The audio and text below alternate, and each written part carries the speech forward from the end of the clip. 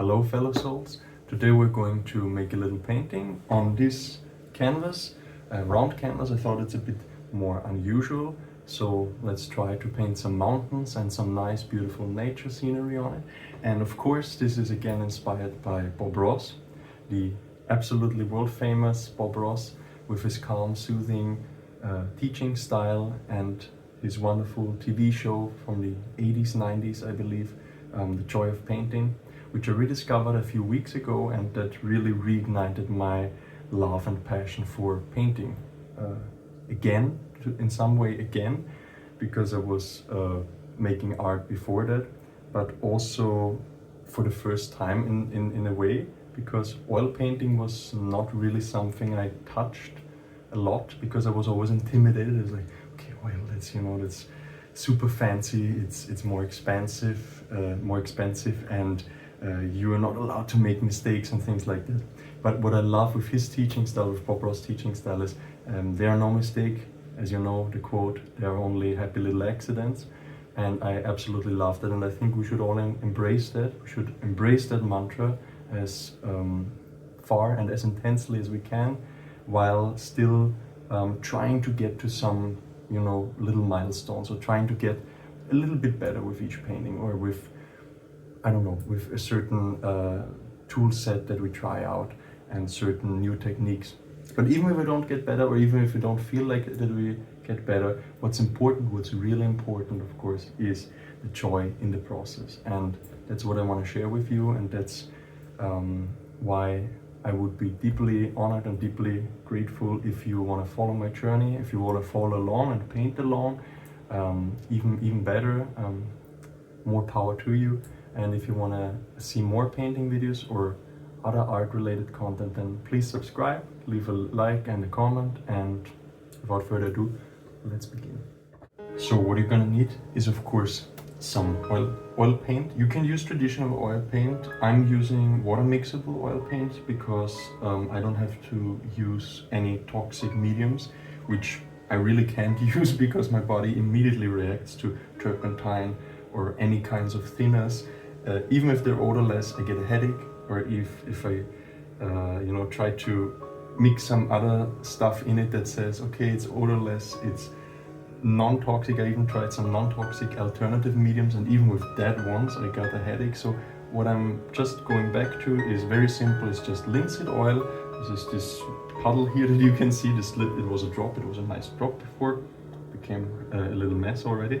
So just normal water mixable linseed oil, and then these are all water mixable colors. From these tubes I'm using here Lucas Berlin water mixable oil colors, as well as some of these smaller tubes from Winsor & Newton. But really you can use any kind of brand. This is not an advertisement, at least not yet, maybe in the future. But I found that these tubes from Lucas, you can get the big bottles, the big tubes for 200 milliliters for only, which is comparatively cheap. It's still not the cheapest, but around 13 bucks, I think. It should be around $13. It was 12.80 euros or something. And we're gonna start off with a simple palette of some red, with some alizarin crimson, with some titanium white, of course. This is the biggest amount that we will need, because we're gonna make the underpainting. We're gonna prime the canvas with this and with the linseed oil mixed together. Then some burnt umber, some yellow ochre, some ivory black, and some cobalt blue.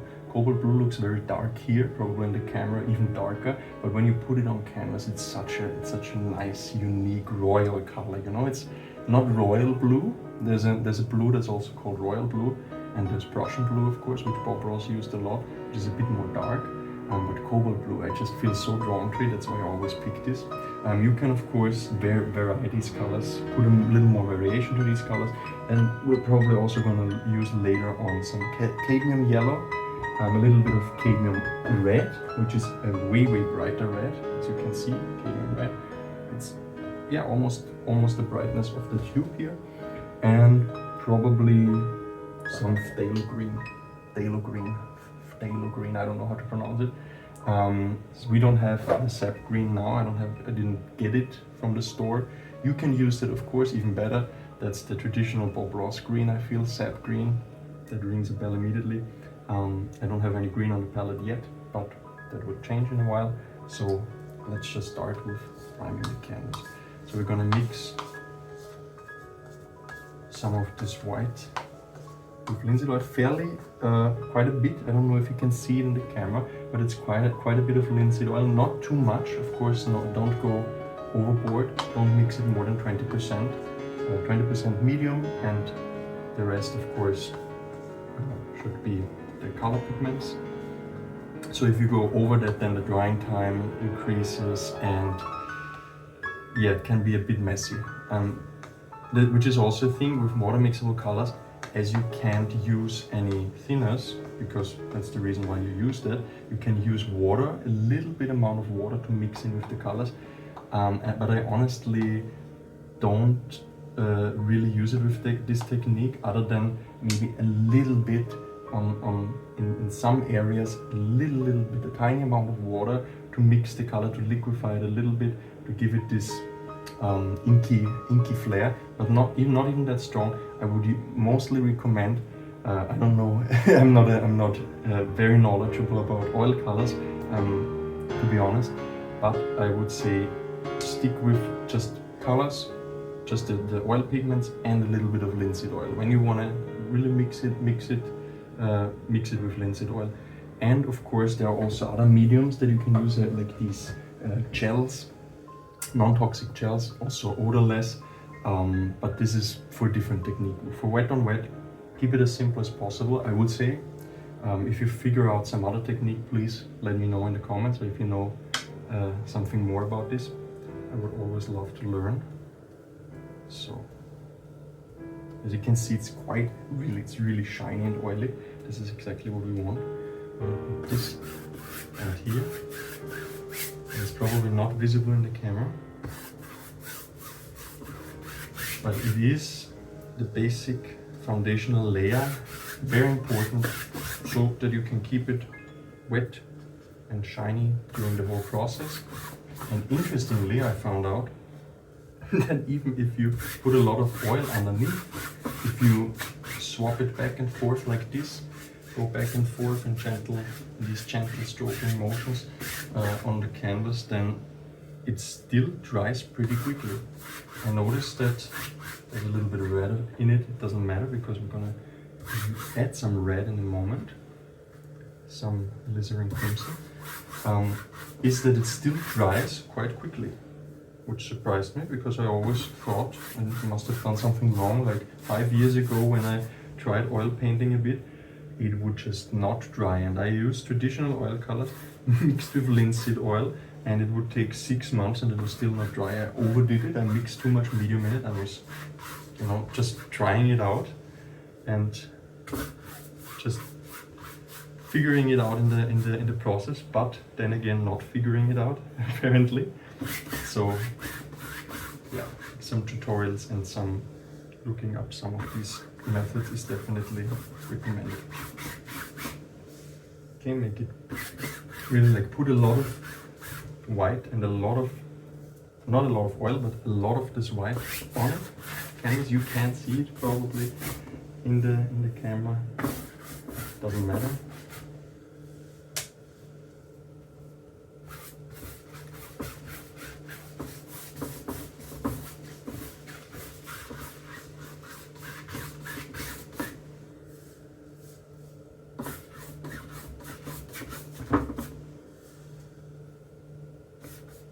The palette knife dropped right into the brown plastic palette knife. If you have a metal palette knife, that's of course better. I have some, but not in this shape, and this is the shape that we want to use because we want to paint some mountains. So the more broad the knife, and the more variation you can use with a knife like this. The thin ones are nice, but not too fitting for mountains, I feel. But a look if there's some shininess from the outside.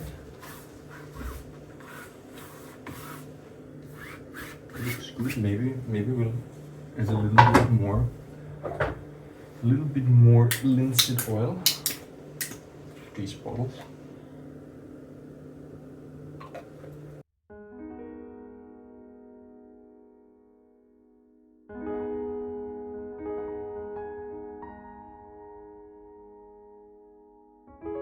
Now we're gonna mix some. Just clean the palette knife because it got a bit dirty with the burnt umber. So I'll take some glycerin crimson. Gonna mix it here.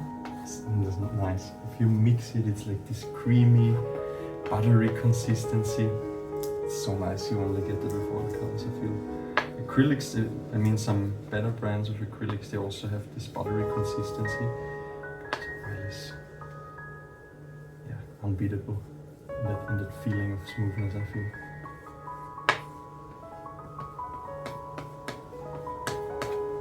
Is that the color that we want, I think? Maybe. Yeah. And as you can see, I always get my color stuck to the palette knife. I just use the brush to wipe it off there. No need to waste paint.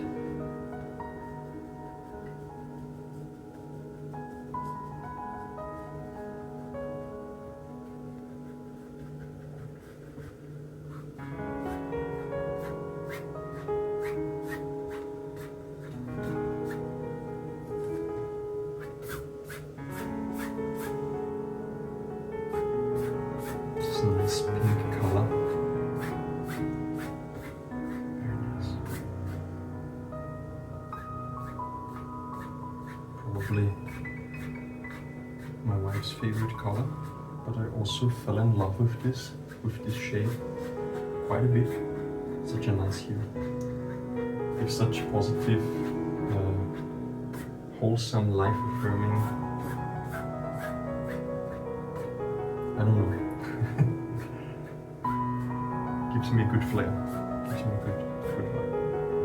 Can add a little bit of darker red into it, a little bit of darker alizarin cream, so you can use another red if you like.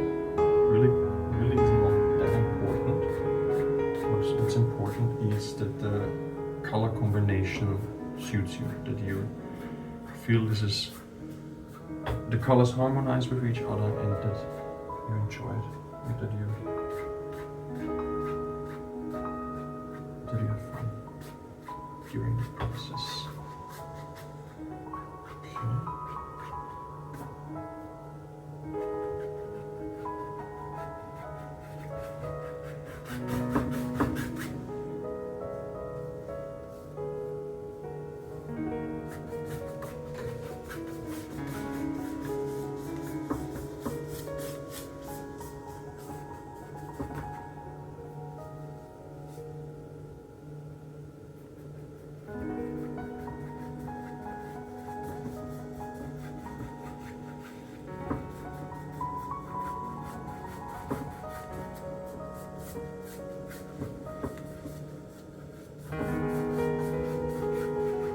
As you can see, I'm not using the most quality, the highest quality canvas. It's a very cheap canvas. And you can also see like the frame shining through. So normally you can, even if it's pre-primed, you can put on some white gesso, some white acrylics, 3 times, prime it 3 times before. I didn't do that now because I was a bit impatient, to be honest. I just wanted to start painting and not wait a few days until this gets soaked into the canvas. Because even though gesso dries quickly, you could theoretically paint on it after 30-40 minutes. I recently heard from another tutorial on YouTube that it's actually best to wait a minimum of a week actually, because the fabric is not absorbing it fully. It just feels like it's just the outer layers are drying, but it's not fully integrated into the canvas, which is interesting. Now you can make some nice darker vignettes. If you have a rectangular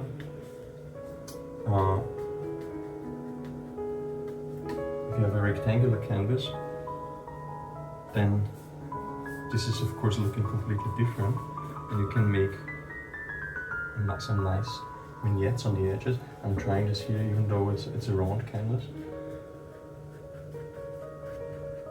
Who knows, maybe it brings something, maybe the outcome will be a bit better.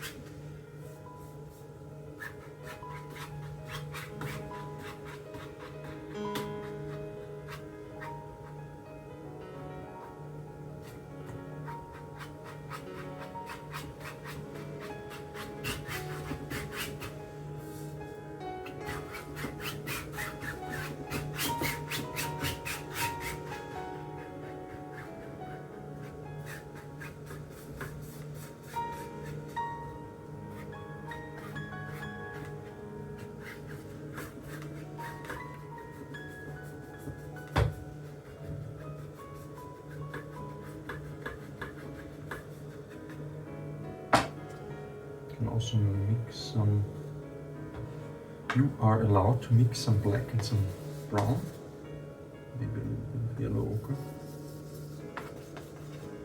maybe a little bit more red.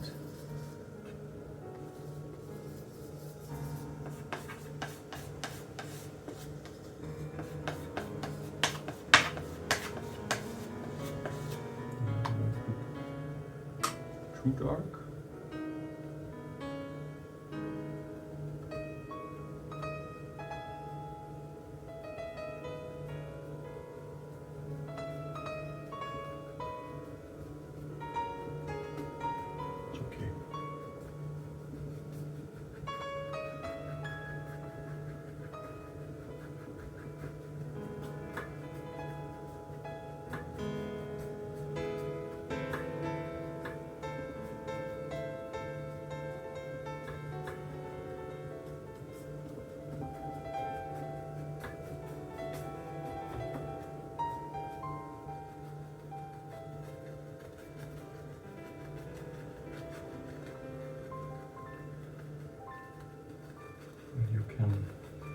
be a little bit crazy. It looks very uncontrolled, but you can actually make all kinds of shapes when it comes to clouds. That's the nice thing, because there's no rule how to make a cloud look.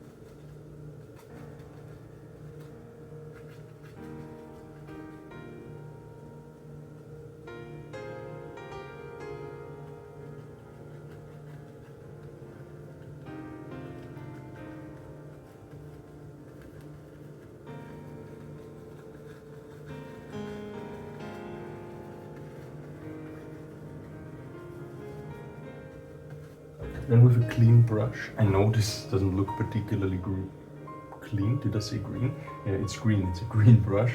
The color didn't go out fully. But with a relatively clean brush, or a fully clean brush better, you just make these little swooping motions and gently blend in the clouds with the background. Not too much, because you still want to keep some of those highlights.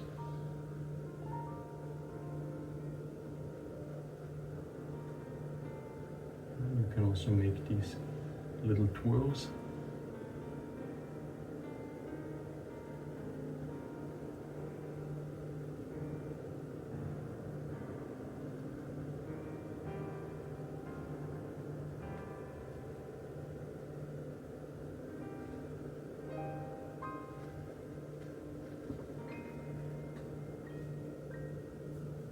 Then you can lift up the cloud, some gentle strokes.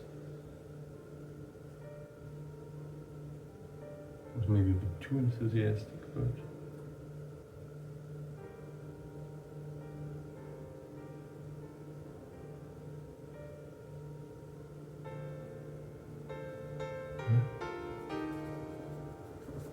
some more.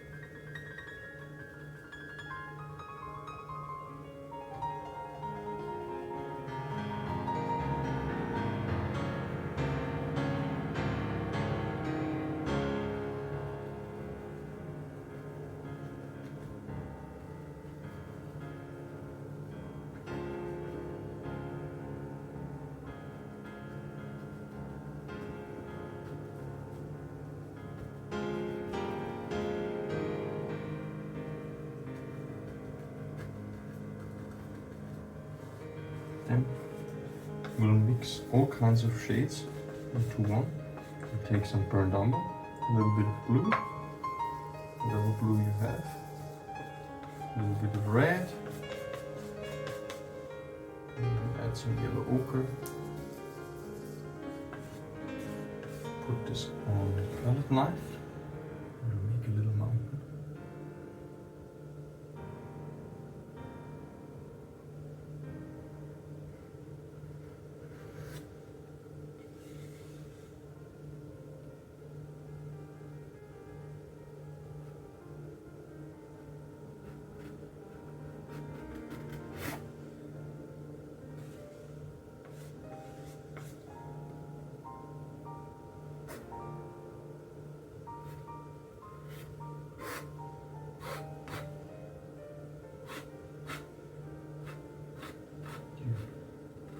Can scrape off that paint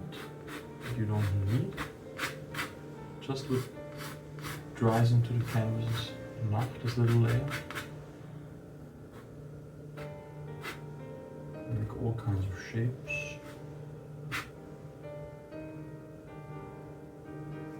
Make a second little peak here. Make the first peak a bit bigger.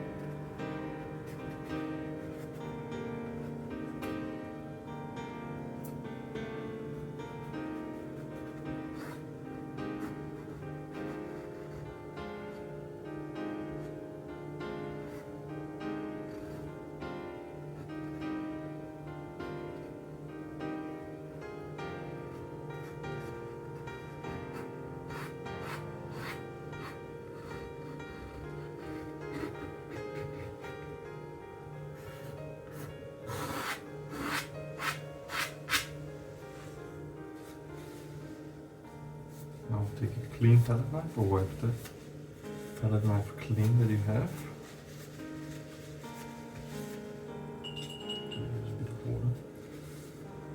A little bit of water. In this case, if you use traditional oils, you will probably use some thinner or some soap or some other medium that you can use to clean the brush and the palette knives.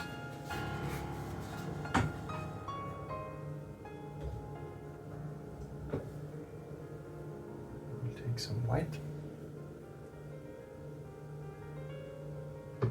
on a clean place, clean spot.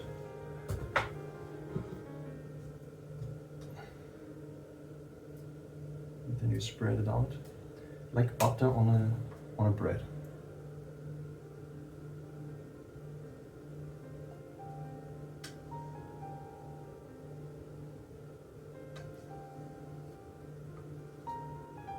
Then you can even add a little bit of pink, because you might want to reflect that background. A little bit, not a lot. But then mixing that.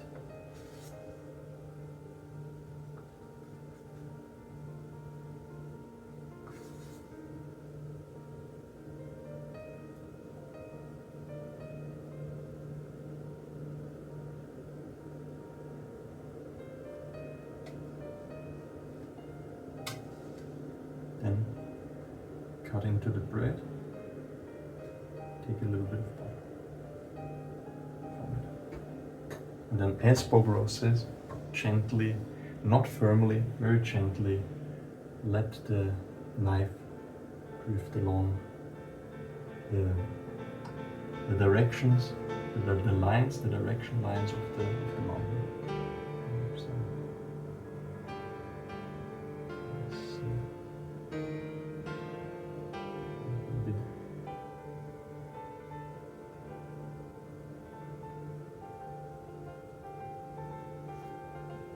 A little bit too much snow here.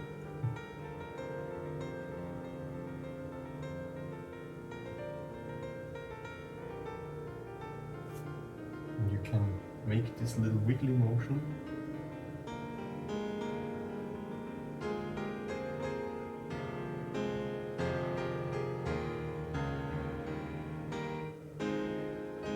Really get some nice textures.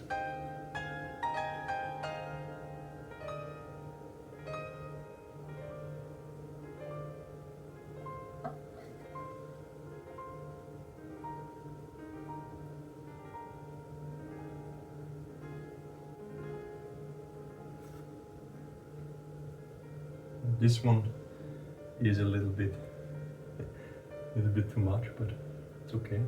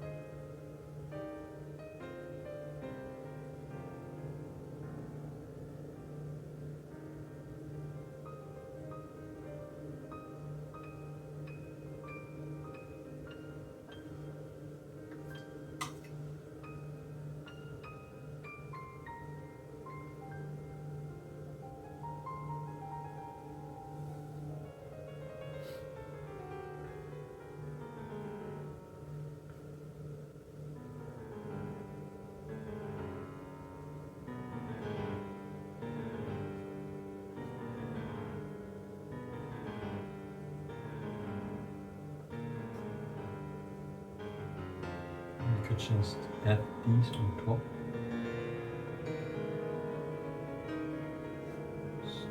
All kinds of interesting effects. It's like this half planned, half really random patterns.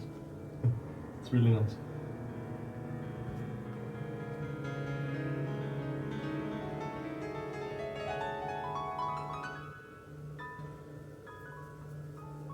Mix that together,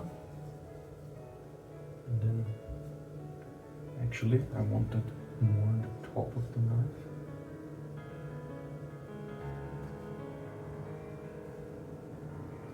So maybe a little bit more towards the top, the peak of the knife, to fittingly make it better suitable for the peak, to get the form. You know what I mean, to make the form better.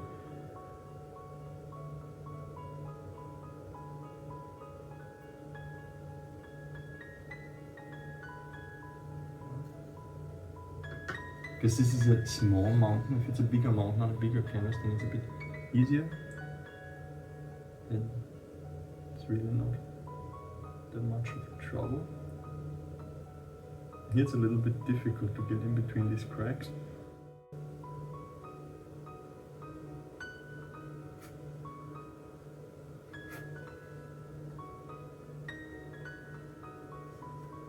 You can also take a little bit of just the pure blue, in my case cobalt blue, and just add a little bit of spots in between to make some areas darker.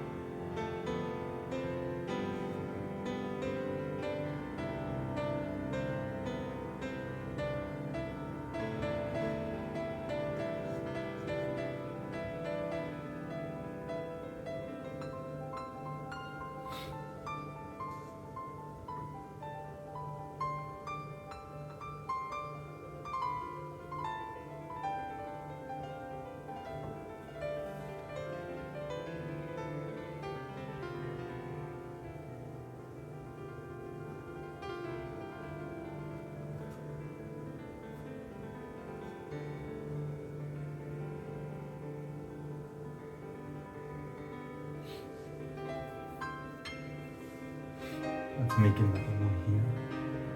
Just a little bit.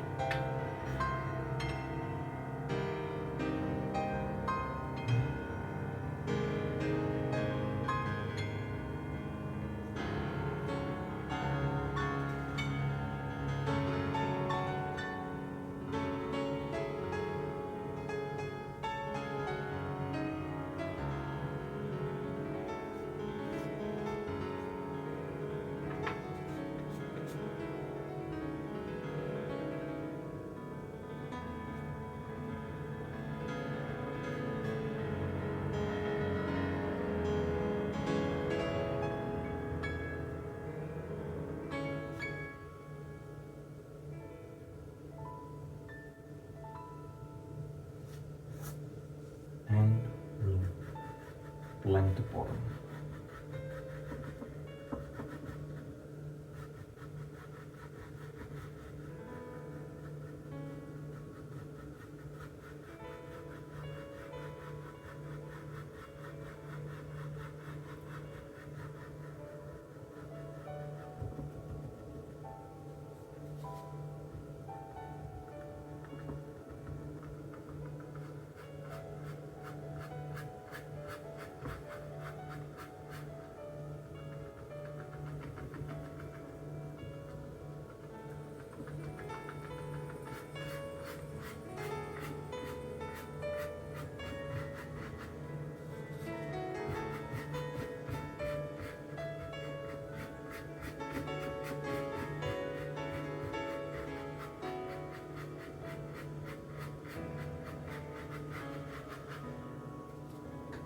a little bit of white.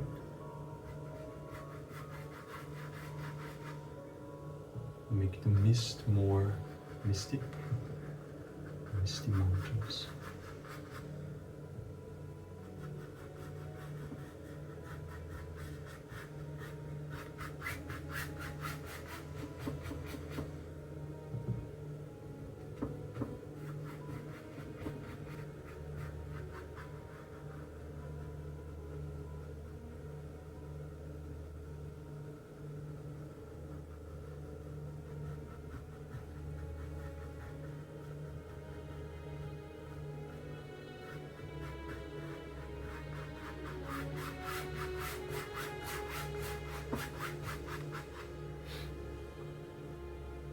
Okay, another day, not another painting, but let's continue this painting.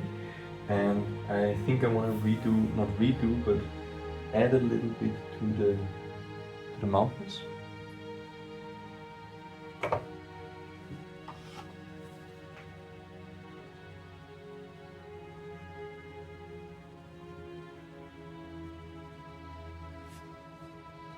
So here I want to just close these little gaps a bit more.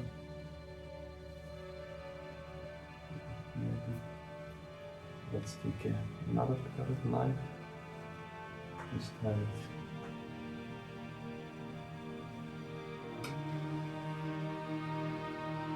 it's metal.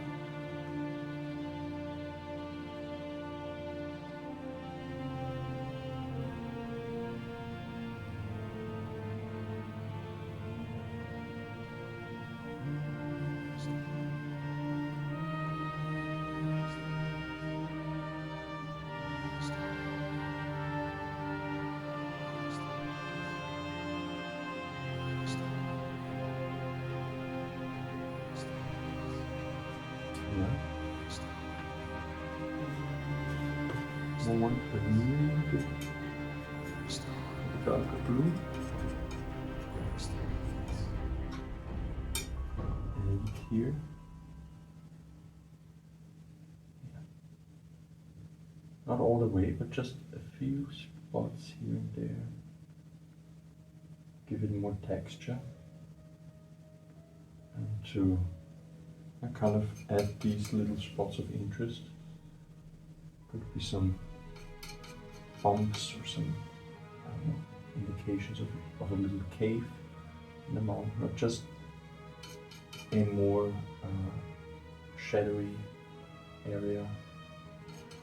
It's hidden from the sun a bit more in the other spots. Just a little bit, not too much.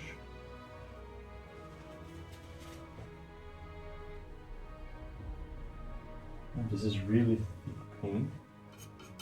Despite it being super thick, it's actually already I can feel how it's not super liquid anymore. It's like became a bit more rubbery in texture and sensation. Although it's just a day ago, the Buddhist panel is pretty thick. And of course you can move it around like it's still fresh. It still has this buttery consistency, but at the same time it's fixed on the canvas and it's not as easy to scrap off as in the beginning, or not as easy to move as in the beginning. Might be the more accurate way to phrase this.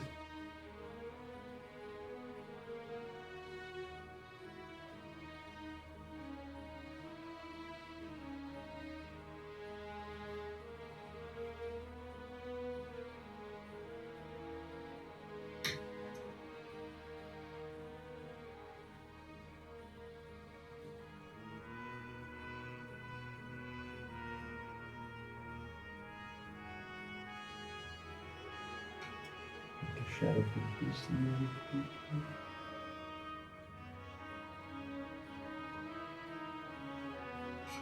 Maybe draw it a little back.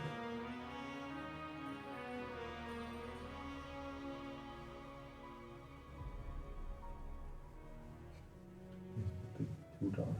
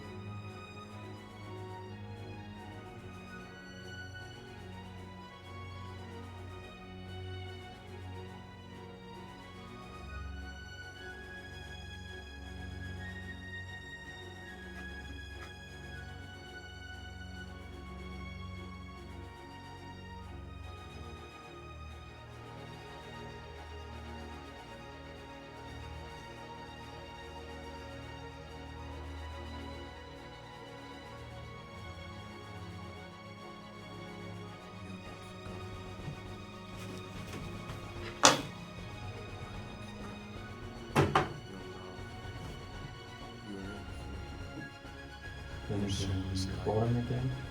Forgot to blend the mountain before when it was just this brownish color. Put everything on top and then remember I have to blend it, of course. This foggy impression. Okay, so maybe let's start with some trees now. And let's mix up some. This what is it called? I never remember this color. Cinnabar green. It's very light. It's a very bright color. Let's mix that in with a little bit of brown and a little bit of blue that we have here. Oops. Maybe some phthalo green. A small tube here.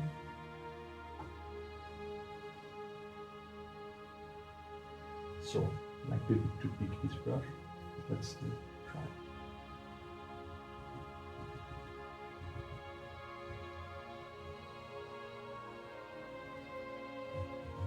No more color needed.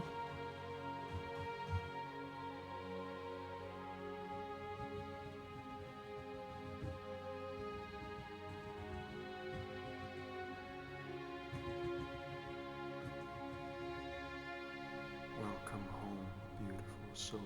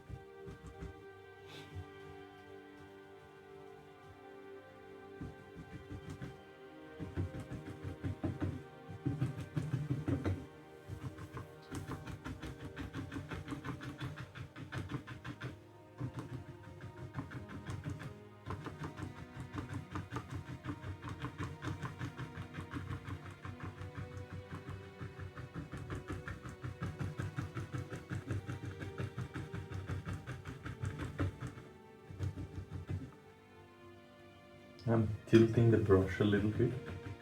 We have this green, this dark military, yeah, very dark foresty green, I think, mixed with this light green, with some brown, with a little bit of blue, even this baby sky blue I mixed in, and a little bit of black.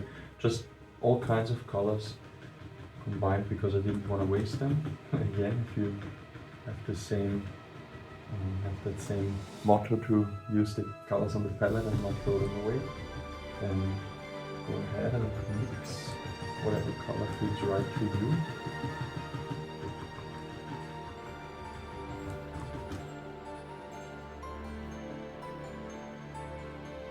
Maybe I want to use, actually, this fine detail brush. Notice might be a bit early to use any kind of detail that is not really that detailed. I just want to indicate some of the peaks of the trees here in front of the mountain. And I think these little detail brushes there.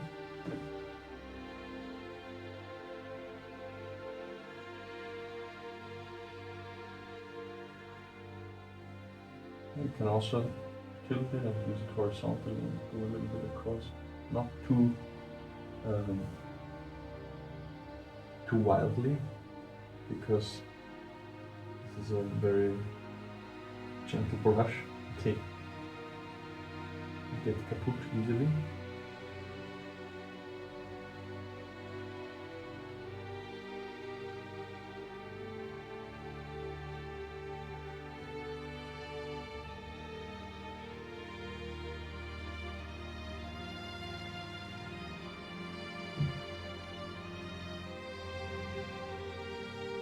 One peek right here into this little bend of the mountain.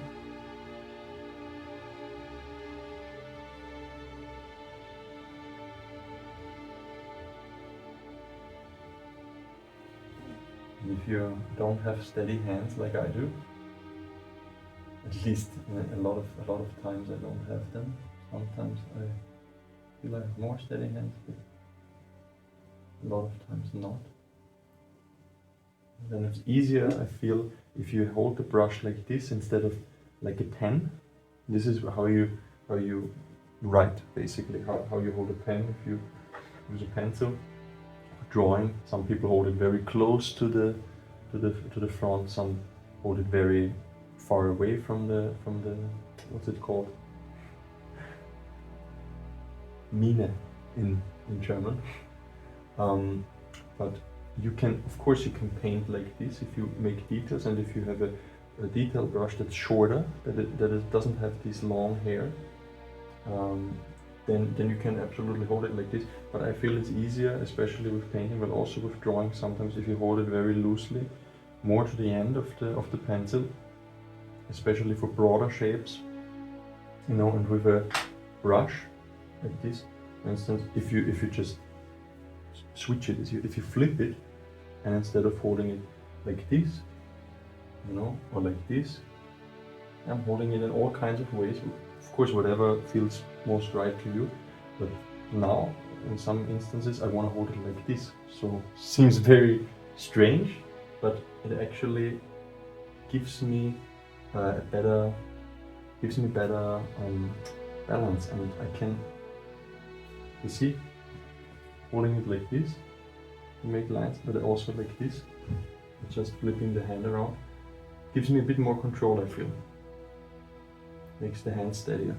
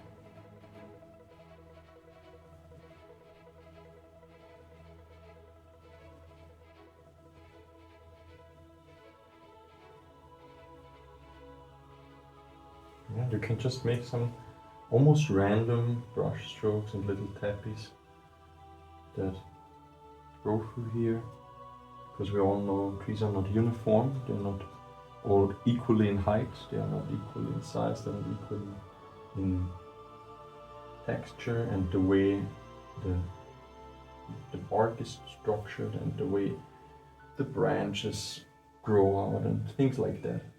So some are a bit more tilted, some a bit more, you know, straight going up to the sky. Some are a bit taller, have a little less leaves on top, like this one here, a very tall one.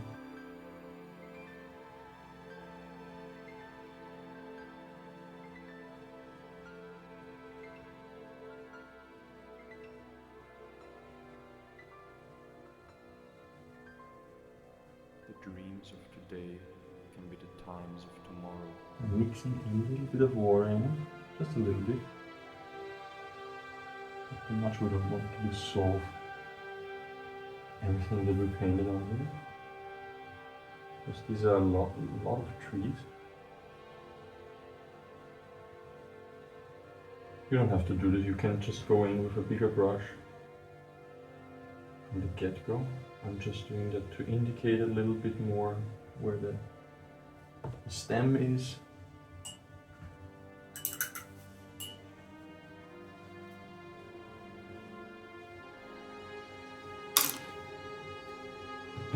And you can use the fan brush or throttle brush, 3-inch brush, 4-inch brush, or whatever you have.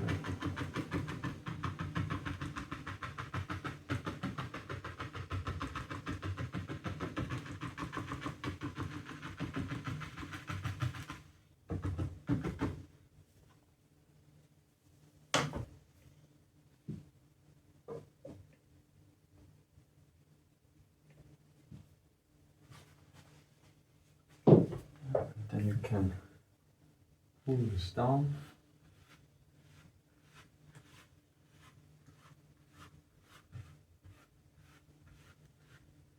I'm using a tiny bit of linseed oil because canvas is a bit dry since yesterday, so it's not that easy to blend anymore. Not fully dry, of course, but still.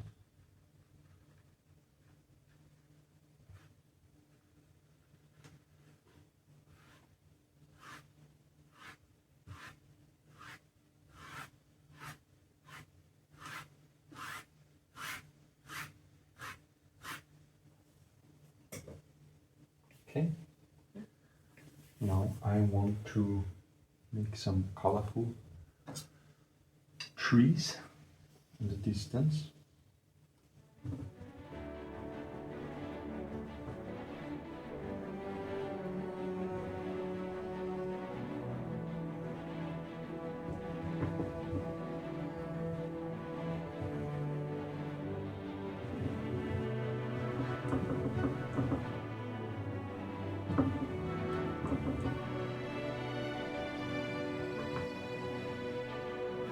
And let's maybe take the other side and let's make some more bright bushes. It's this greenish, yellowish, very interesting color.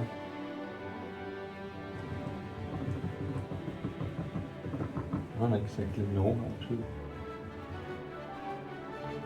how to describe it.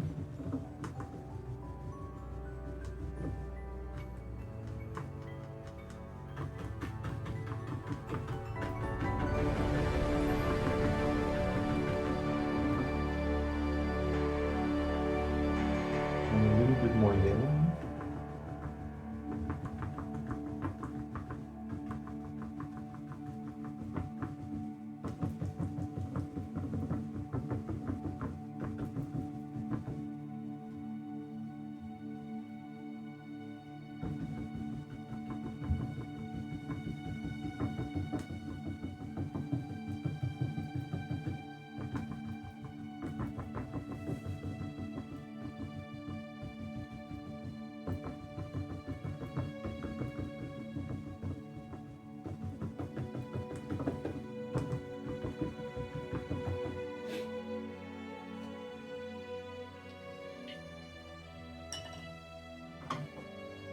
Maybe a bright red one.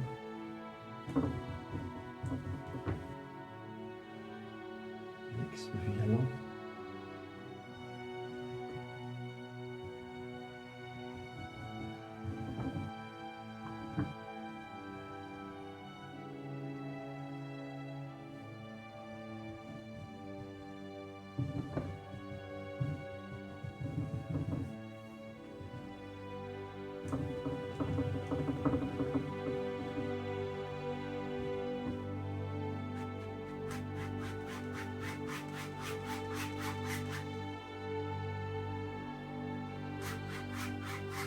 Wetting the canvas a little bit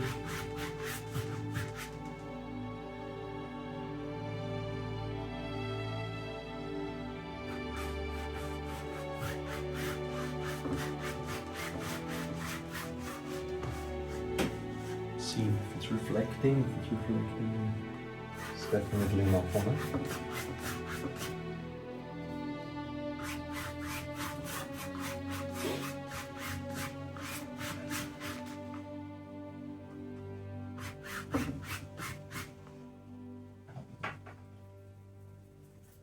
Yeah, we can take palette knife, a clean palette knife, and take a little bit of color on the edge, that's too much, and create these wrong side, of course. Okay.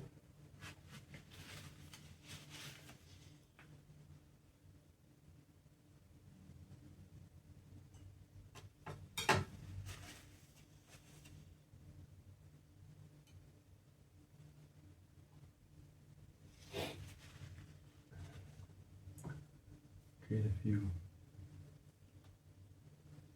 reflections. That was way too much. That was way too much.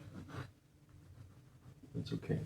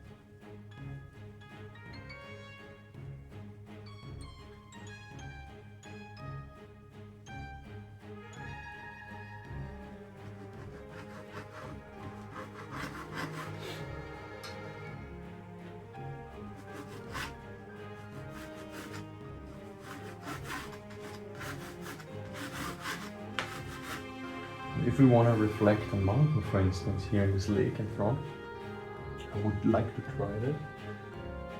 Let's just see, okay, this is the basic shape, so we have to reflect it almost one-on-one. You can draw this in.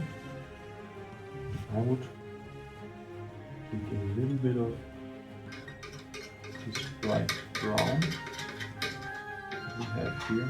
This brownish, strange brownish mix. Maybe purplish hue.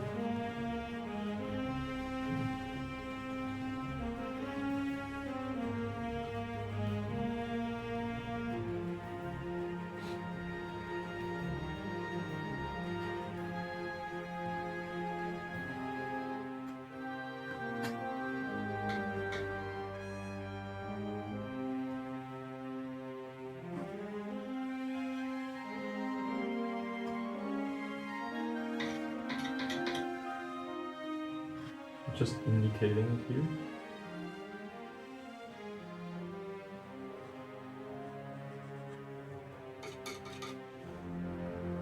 Doesn't have to be perfect. Now we're close.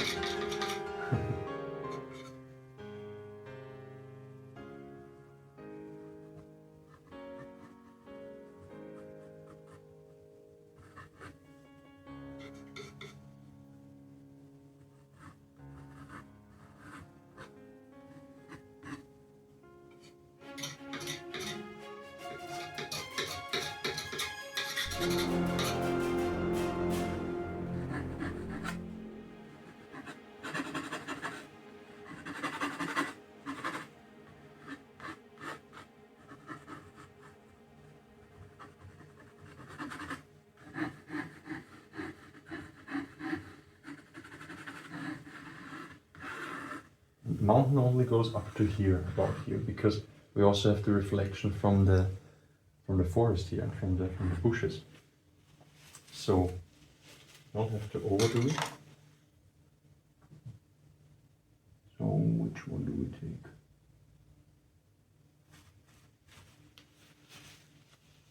Maybe this one. It's too green still.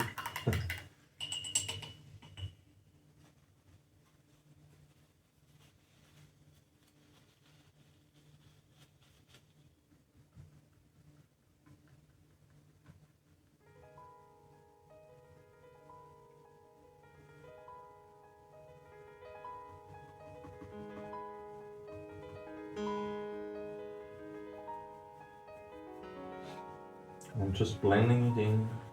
It doesn't matter in what direction.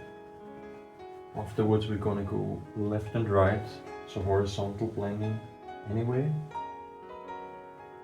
because the water reflections are also, the light is breaking on a horizontal plane, so we want to have that effect. We're just going back and forth, left and right.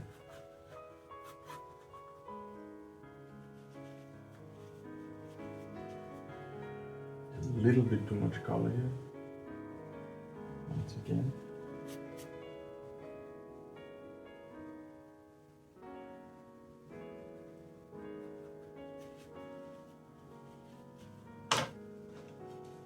Okay, then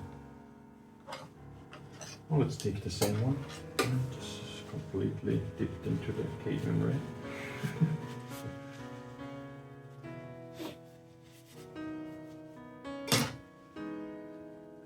And let's take some of what we had before.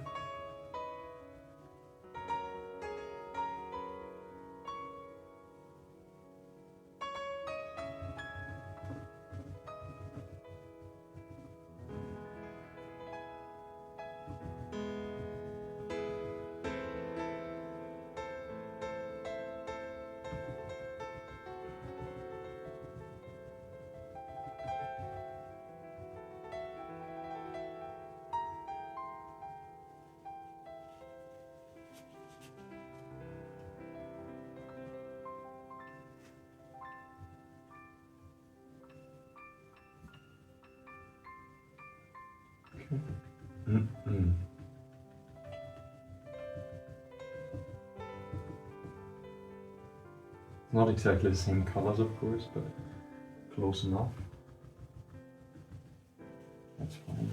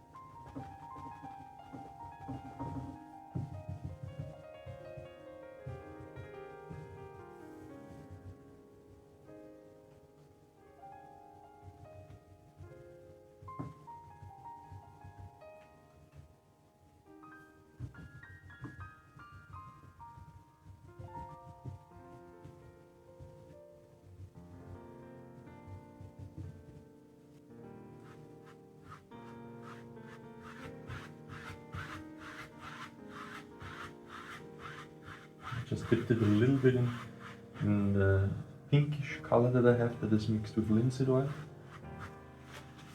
Quite strongly mixed, it seems.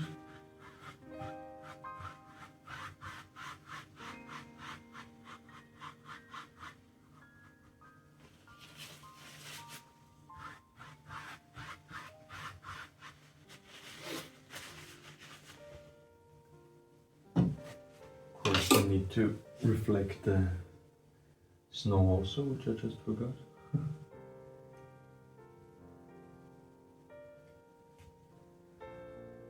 Okay.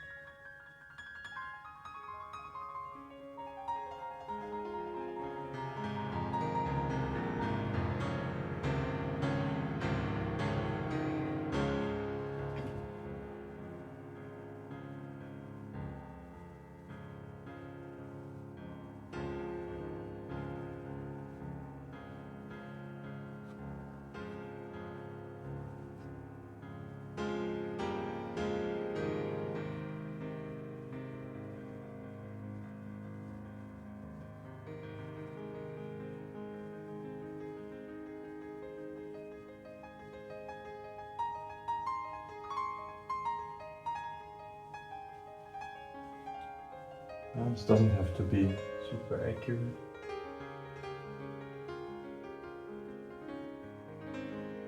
Just to indicate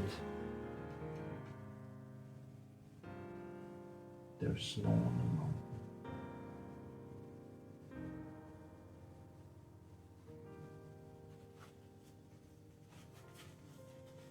Maybe I want to switch palette knife here. Okay, too.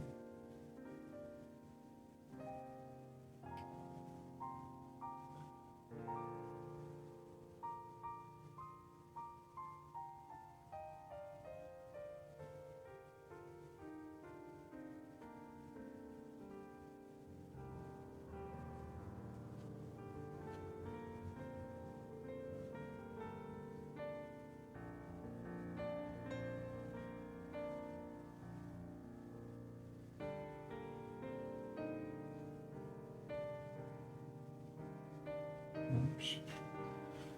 Another color. Mix that too. See, even that you can correct, just scraping it away a bit.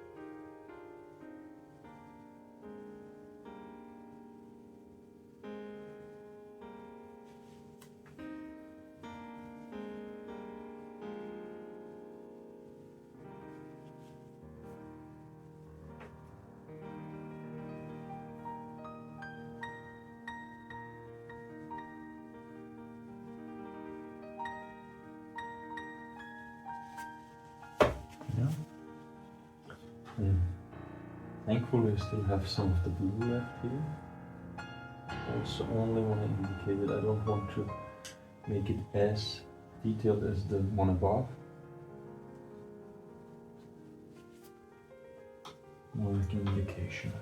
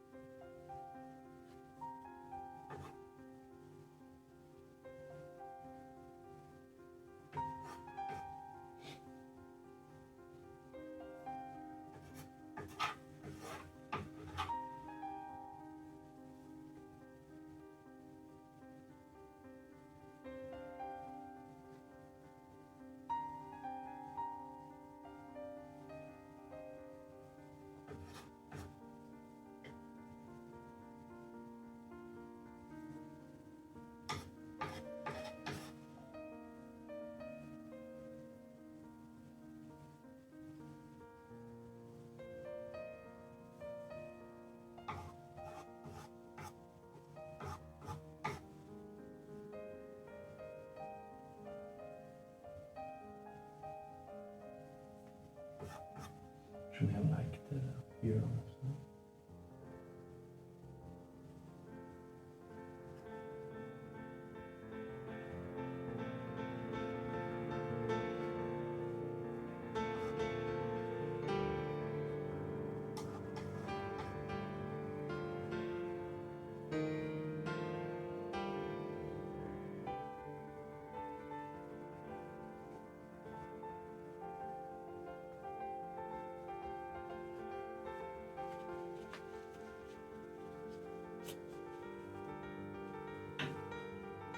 Okay, let's take a cleaner one.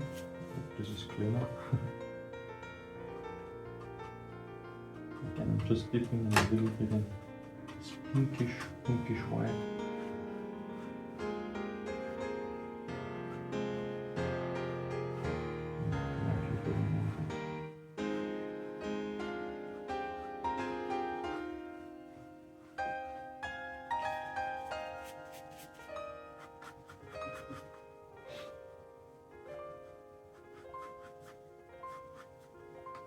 Can use a bit more white actually, because this is a reflection anyway.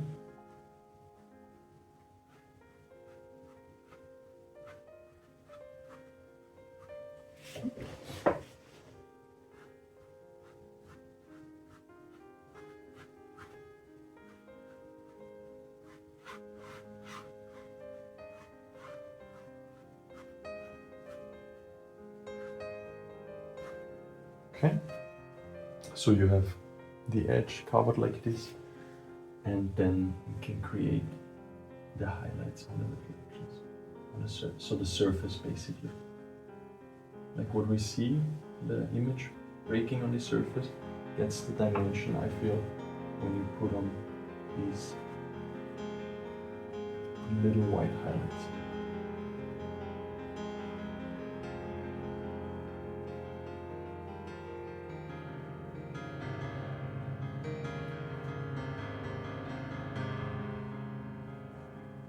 And make sure to keep it horizontal, unless you want the water to be tilted. You can stream down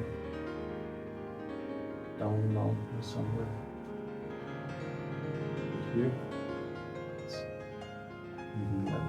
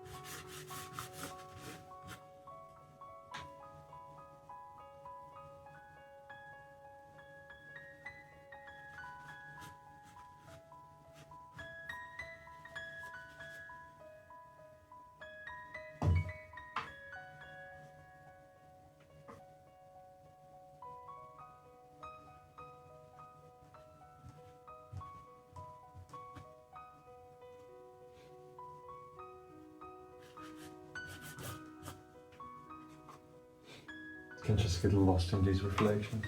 They're so much fun.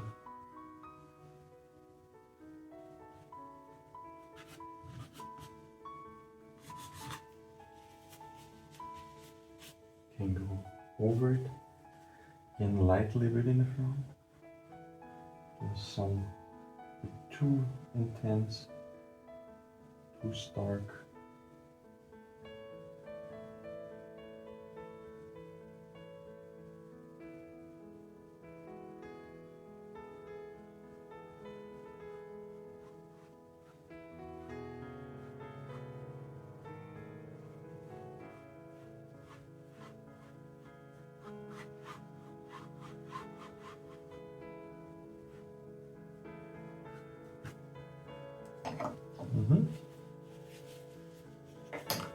Okay, now maybe we want a little bit of land here.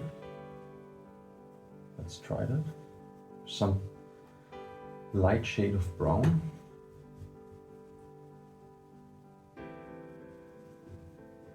Like we say, around here.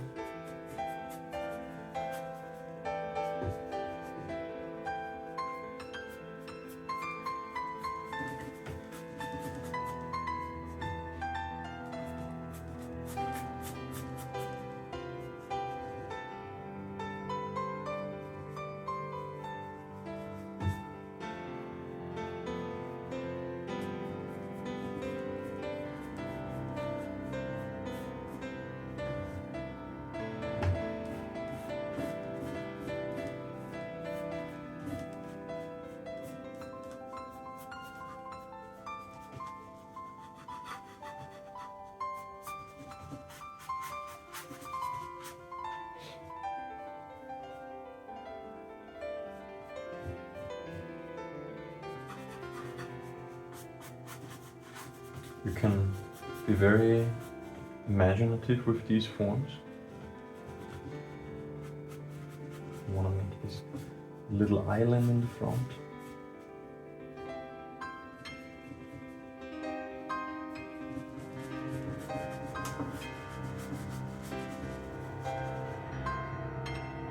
And the other side, not symmetrical. Symmetry in nature is very rare. I mean, there is definitely symmetry in nature, but it's not mirror symmetry. There are little imperfections that makes it nice. And it's a very wholesome and yeah, more natural.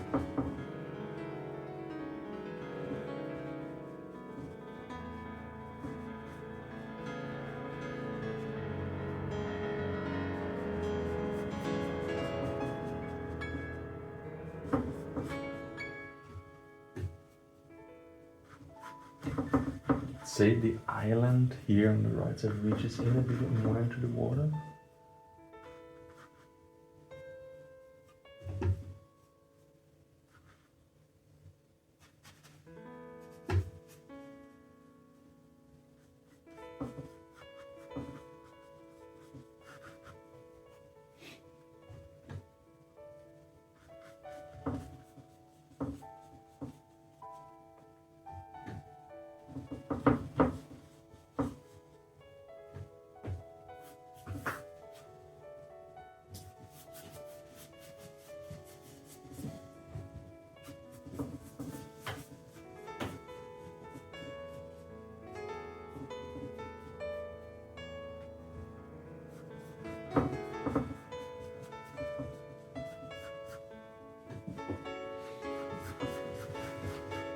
I'm really taking my time with this, but a little bit of yellow, a little bit of this light green. Make it, what do we do? What do we do? Crazy one.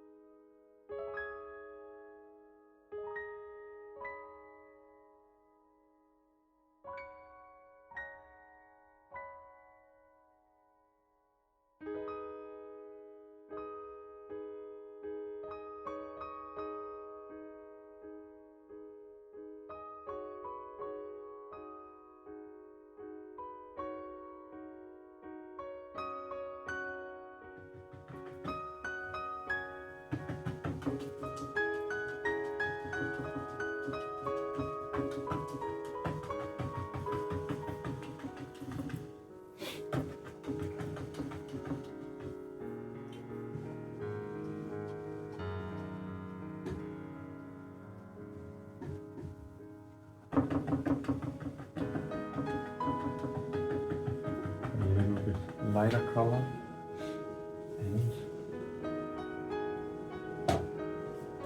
more yellow. Let's take some more yellow.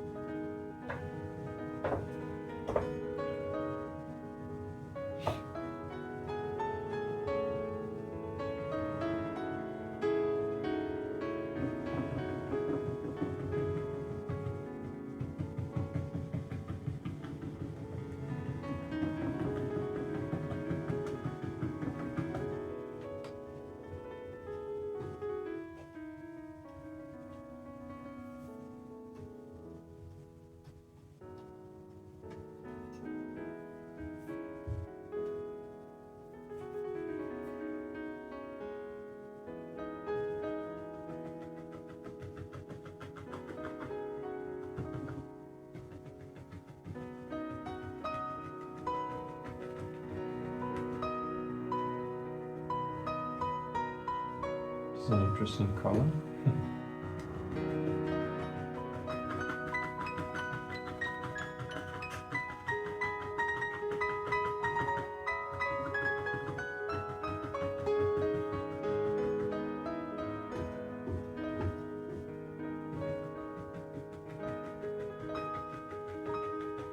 It's like bending upwards. The fan brush. It was automatically happening.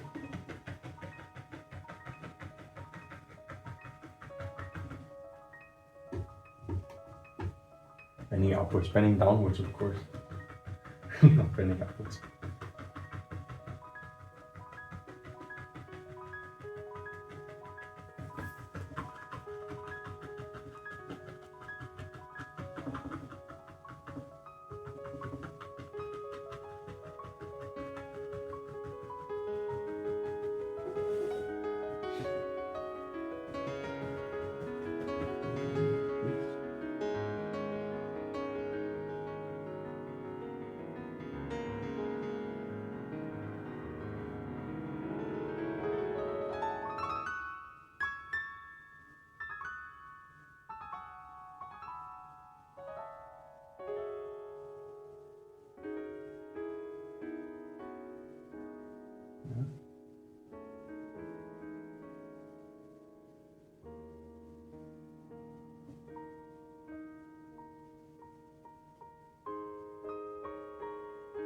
This is also from Bob Ross, because you can see here on the right side is the highlight, and on the left side you have the darker color for the tree stems. You dip the brush into both at the same time, or one after the other, with one side fully colored brown, or you can do both sides fully colored brown, but one side of that brush you want to dip in a little bit of white.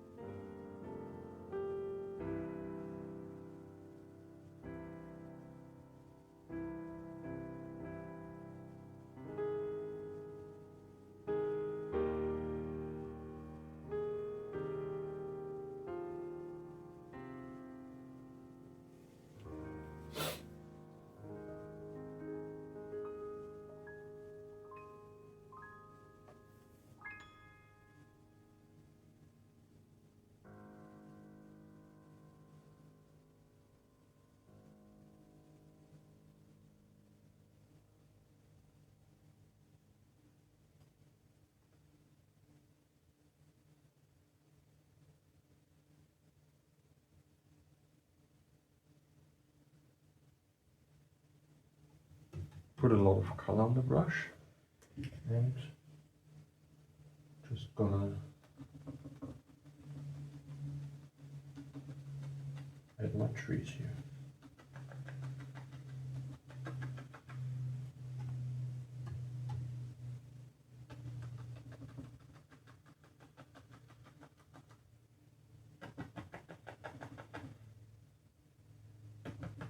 can also bend it upwards, whatever we feel is more appropriate.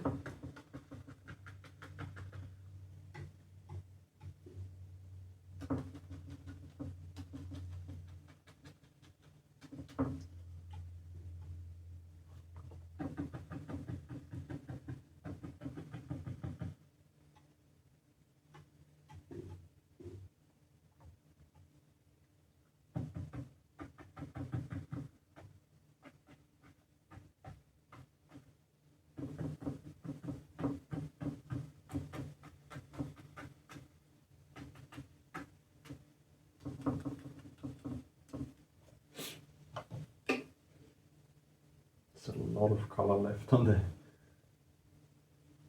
palette knife. I'm gonna use that.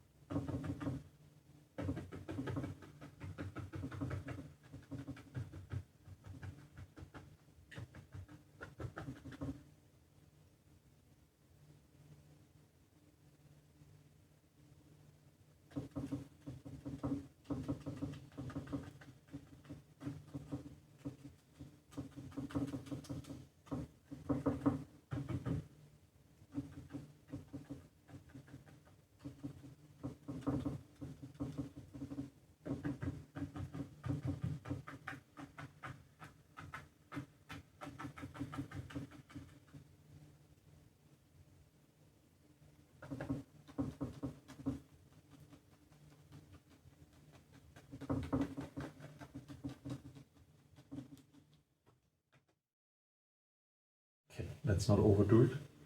Highlights.